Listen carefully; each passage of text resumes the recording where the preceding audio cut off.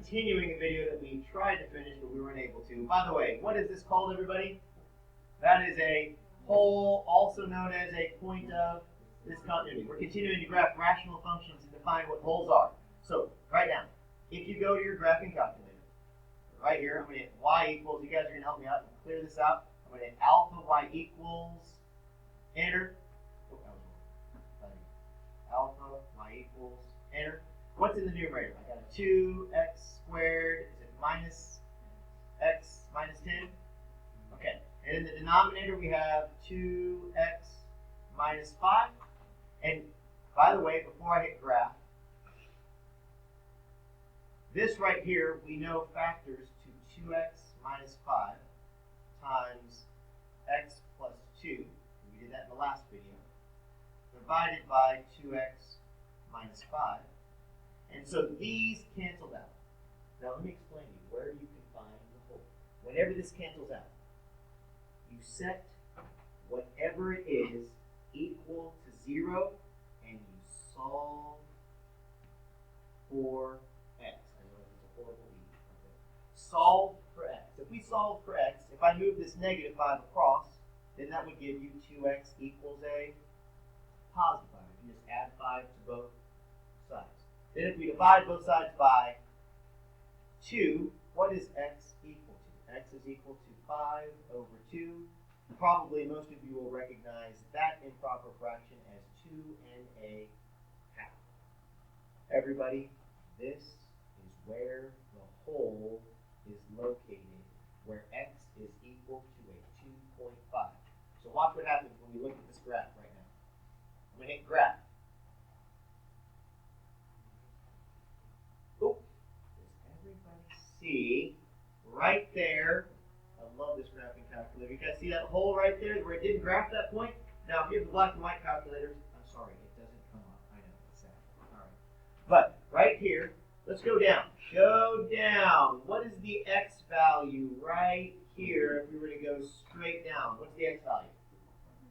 2.5. Now, some students go to their table. They're like, I don't see a hole anywhere here. That's because all of these numbers are not halves, are they? They're all integers. So how do we start our table wherever we feel like it? It's second window. Let's start our table at a what? 2.5. More specific. But you're right. You can start at 0.5. If I start at 2.5, look what happens. What? What do we get? An error. An error in a calculator could mean one of two things. It could mean that you just found yourself an asymptote, or you just found yourself a hole. So what's the difference between an asymptote and a hole? A hole is where these factors cancel out. That's where you locate holes. Asymptotes is when you make your denominator equal to a 0 if you plug in numbers and make them equal to 0. Notice, did x plus 5 and x minus 2, did they cancel out with anything up in the numerator? They did not.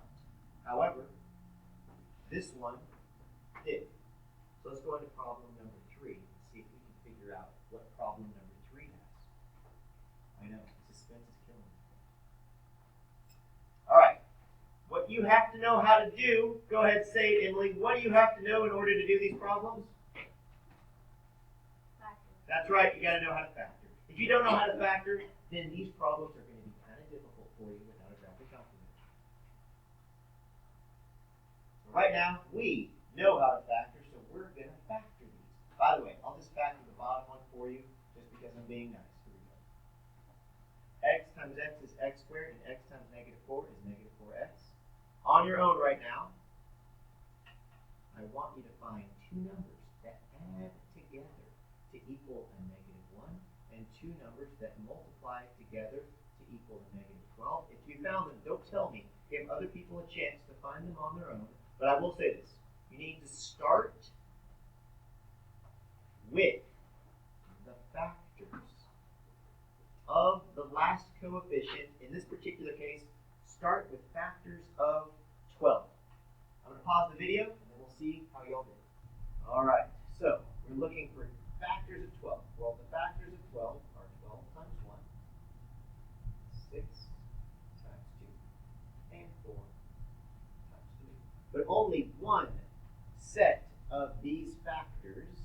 to somehow lead me to a negative 1x. And those numbers are what, class? Negative 4. Way to say that with a certain level of awesomeness. Alright? Very clear. Negative 4 plus 3 is a negative 1. And negative 4 times 3 is a negative 12.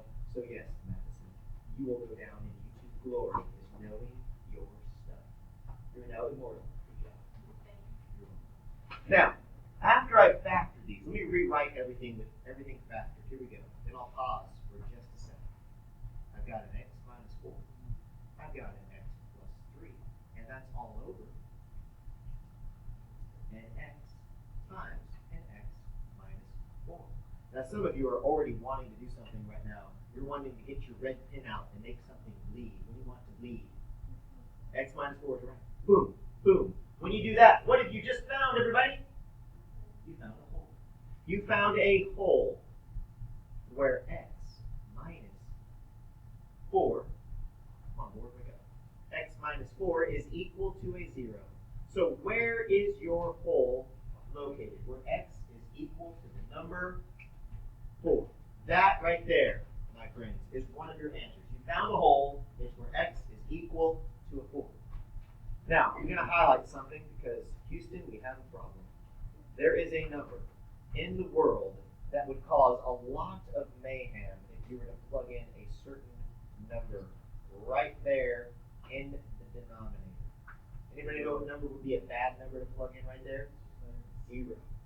So right now, you have what's called a vertical asymptote, where x is simply equal to the number 0. You want to get this function angry? Plug in a 0 right there, and you will find that's where your vertical asymptote is located. This is the other part of your answer. So the cool thing about this problem is it actually has two things, right? It has a hole and it has a vertical asymptote. So right now, let's go ahead and graph this. We'll take a look at it. All right, so I'm going to hit y equals. All right, I'm going to clear this guy out. I'm going to hit alpha y equals enter. And in the numerator, we are going to type in x squared minus x minus 12. And in the denominator, I'm going to type in x squared minus a 4x. And then I'm going to hit graph. All right, so right here, this is your graph. I want you guys to clearly see, oops, here we go. You have a vertical asymptote, everybody. You've got a vertical asymptote right here, and that vertical asymptote is where x is equal to 0. That's your vertical asymptote. Now, where did I say the hole was located? At 4.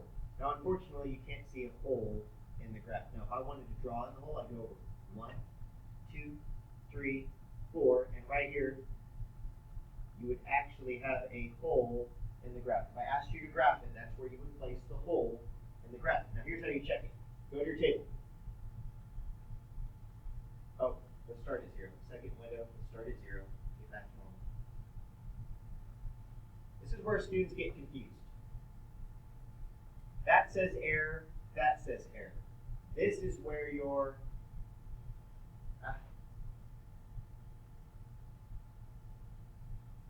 vertical asymptote is located. This is where your hole is located. But what do they both say? They both say error. So just because it says error in the calculator, do you automatically know if it's a hole or an asymptote? How do you know the difference? The hole, the factors cancel each other out. The asymptote, they don't. Okay? Last problem that we're doing today is problem number 4. Last problem. So right now, what we're going to do, okay, is we are going to simply factor the bottom right here. We're going to take this guy right here. We're going to factor him. That's going to be a 3x. That's going to be an x. And the cool thing is you have a number 2. So what are the only factors of 2? 2 and 1, or 1 and 2. So you're either going to put a 1 and and a 2 right here, or you're going to put a what? A 2 and a 1. It's one or the other. This one happens to be a 1 and a 2. Now this one's going to have to be a plus 2 and a negative 1, and let me prove it to you by doing what's called the outer terms and the inner terms. So what are the outer products and the inner products of the FOIL method? What numbers do I multiply together for the outer? I got a what? I got a 3x and a 2, which gives me a 6x, and I've got a negative 1 and an x, which gives me a negative x. When you add those suckers together, what does that give you? Gives you that middle number that you need. So in my head, all the time, when I'm trying to factor stuff, what am I doing? I'm just doing the outer and I'm doing the inner, adding them together and seeing if they match that middle coefficient of the number 5. Okay? So we know we factored it correctly. So, does anybody see anything that we could possibly slash out? Yes, sometimes my tongue gets tied and twisted, just like other people. How many numbers will we get? I got 3. That's right. Take him out. Take him out. What did we just find? We found a hole, everybody. We found a hole where 3x, that's supposed to be a 3x, minus 1, and what did we set that equal to find out where it's located? Right. Set it equal to 0. So we found a hole where 3x minus 1 equals 0.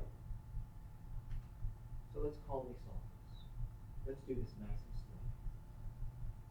We're going to add 1 to both sides. And then you get 3x equals 1. And then we're going to divide both sides by 3. And you get the hole is located where? Where x is equal to 1/3. And that is your answer for problem number 4. Now, I'm not going to do problem number 4 with any other class other than this one. If the other classes would like to know the answer to problem number 4, don't give it to them. Just say, go watch the video because we did it. All right? Y'all have a wonderful day. And if you're watching this video, hope you have a wonderful day too. It's a good thing I didn't stop the video because I was getting ready to leave the class, but we do have an asymptote right here, everybody. Because, hold on. We go down here. What is still left in the denominator? X plus 2. So right now, we have 1 over x plus 2 because the 3x minus 1 is canceled out. Okay? So where is our vertical asymptote located? Right. It's located at where x is equal to negative 2. So our final answer, we found a hole, everybody, where x was equal to 1/3, and we found a vertical asymptote where x was equal to a negative 2. And the reason why we have a vertical asymptote is because that x plus 2 did not cancel out the denominator. And what number would be bad to plug in right there to make that equal to 0? Negative 2. That's why your vertical asymptotes have negative